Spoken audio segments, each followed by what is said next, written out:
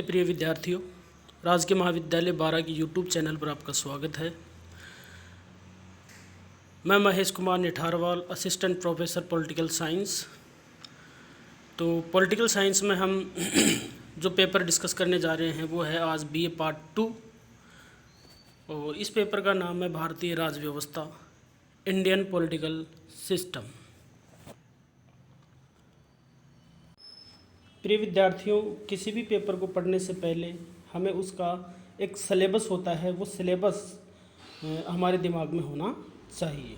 तो आज सबसे पहले हम भारतीय राजनीतिक व्यवस्था पॉलिटिकल साइंस में बीए पार्ट द्वितीय में जो पेपर चलता है उसके सिलेबस को डिस्कस करना चाहेंगे। एग्ज़ाम की अगर हम बात करें तो एग्ज़ाम इसका 3 घंटे का होता है और 100 अंक का पेपर होता है और पेपर 3 खंडों में विभाजित होता है, जैसा कि आप देख भी पा रहे होंगे। खंड ए,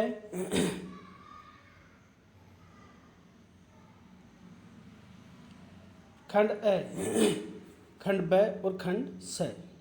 इसी तरह से जो तीनों खंड हैं वो पहला खंड, चूँकि उसमें शॉर्ट क्वेश्चन होते हैं, 10 क्वेश्चन आते हैं 2-2 नंबर के, सॉरी 1-1 नंबर के।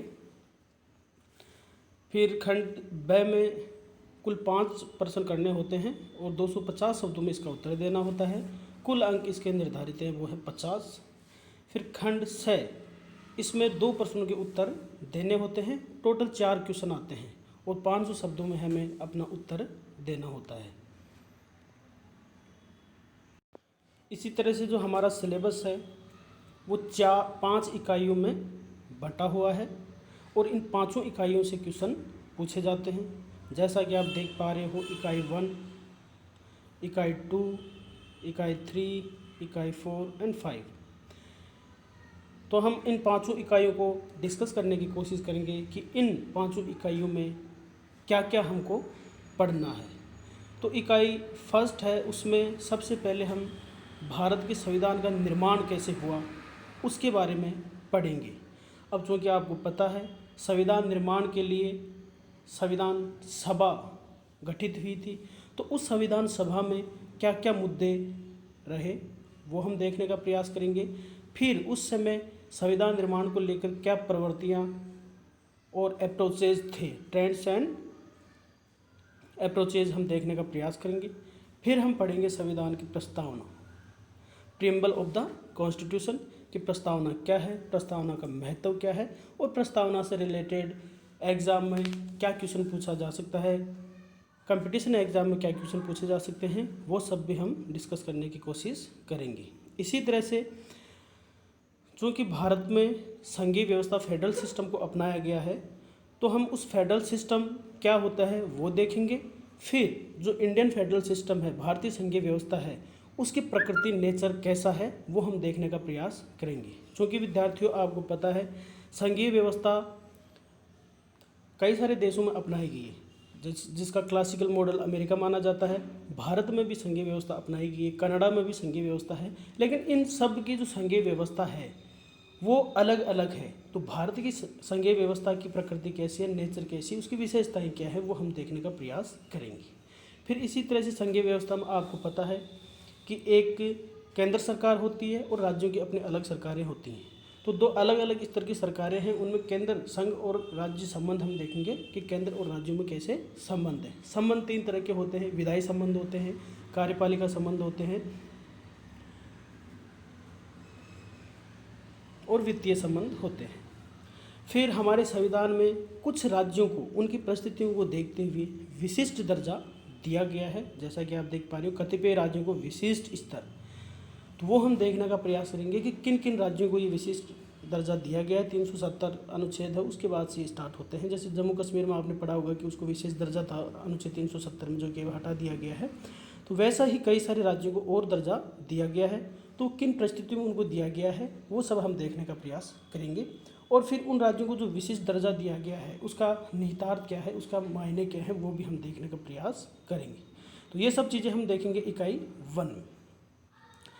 इकाई 2 की अगर हम बात करें तो हम संविधान का जो प्रैक्टिकल एस्पेक्ट है वो आपको इसमें देखने को मिलेगा, जिसमें सबसे पहले हम मूल अधिकार, जो फंडामेंटल राइट्स है जो आपने सुने होंगे कि मूल अधिकार हमें संविधान देता है, वो सब देखने का प्रयास करेंगे। फिर इसी तरह से मूल अधिकार व्यक्तियों के लिए होते हैं, व्यक्तियों को मिलते हैं। वहीं राज्य के भी कुछ अधिकार हैं कि वो जनता के लिए कुछ कर सके। तो इसलिए हमारे संविधान में राज्य के निर्देशक तत्व, directive principle of state policy का भी प्रावधान किया गया है। तो वो राज्य के निर्देशक तत्व क्या हैं, यानी कुछ ऐसे डायरेक्टिव प्रिंसिपल हैं जो स्टेट को दिए गए हैं कि वो जनता के कल्याण के लिए उसके माध्यम से कार्य करे। फिर हमारा संविधान है वो चूँकि 1947 में बना था, उस समय की परिस्थितियों के अकॉर्डिंग बना था, लेकिन सॉरी समय के अनुसार संविधान में परिवर्तन भी करना पड़ता है। तो उस संविधान में संशोधन की जो प्रक्रिया क्या है, हमारा जो संविधान में उसमें संशोधन करना हो तो उसके लिए किस प्रक्रिया को अपनाना पड़ता है, वो अनुच्छेद 368 में दी गई, वो हम देखने का प्रयास करेंगे।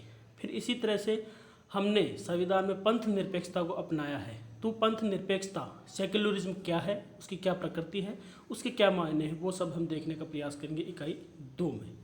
फिर इसी तरह से इकाई 3 की अगर हम बात करें तो इसमें हम देखेंगे, एक तो हमारी जो संघीय कार्यपालिका है वो हम देखेंगे, यूनियन एग्जीक्यूटिव, जिसमें आपके प्रधानमंत्री, राष्ट्रपति, मंत्रिपरिषद, मंत्रिमंडल, विभिन्न प्रकार के मंत्री, ये सब हम देखेंगे उनके कार्य क्या हैं, मंत्रिपरिषद, मंत्रिमंडल का गठन कैसे होता है, प्रधानमंत्री, राष्ट्रपति का चुनाव कैसे होता है, उनकी शक्तियाँ क्या हैं, वो सब हम इसमें देखने का प्रयास करेंगे। इसी तरह से फिर हम जो संघीय संसद है, यूनियन पार्लियामेंट है, उसको देखेंगे कि यूनियन पार्लियामेंट का गठन कैसे होता है, यूनियन पार्लियामेंट का कंपोजिशन क्या है, क्योंकि संसद है वो आपको पता है 2 सदन और राष्ट्रपति से मिलकर के बनती है। संसद सदस्यों की योग्यताएं, अयोग्यताएं क्या क्या हैं, ये सब हम इसमें संघीय संसद में देखने का प्रयास करेंगे। इसी तरह से फिर हम उच्चतम न्यायालय और न्यायिक पुनरावलोकन को देखेंगे। उच्चतम न्यायालय का गठन, न्यायाधीशों के लिए योग्यताएं, अयोग्यताएं क्या क्या हैं, वो देखेंगे। फिर हमारे यहाँ चूँकि संघीय व्यवस्था है तो संघीय व्यवस्था का अनिवार्य लक्षण होता है जुडिशियल रिव्यू, न्यायिक पुनरावलोकन क्या है वो हम देखेंगे। और संविधान में कुछ आपातकालीन प्रावधानों की व्यवस्था भी की गई है, अनुच्छेद 352, 356 और 360, तो उनको हम देखने का प्रयास करेंगे इकाई 3 में। फिर इसी तरह से इकाई 4 आप देख पा रहे हो, तो इकाई 4 में कुछ जो संविधान के प्रैक्टिकल एस्पेक्ट हैं, जैसे निर्वाचन आयोग है, उसकी क्या भूमिका है, उसके क्या कार्य हैं, वो सब देखेंगे।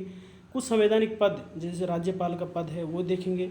फिर भारत में संसदीय प्रणाली जो कार्य व्यवहार में कैसी रही है, प्रैक्टिकल में 1947 से लेकर के अब तक हमारी जो संसदीय प्रणाली है वो कैसी रही है, वो हम देखेंगे।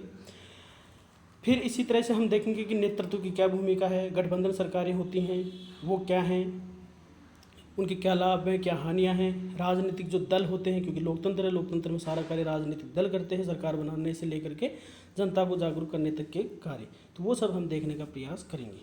इसी तरह से निर्वाचन आयोग को हम देखेंगे और निर्वाचन सुधार, चुनावी सुधार के बारे में आपने काफ़ी सुना होगा कि चुनावी सुधार क्या है, चुनावी सुधार कौन कौन से होने चाहिए, वो सब हम देखने का प्रयास करेंगे।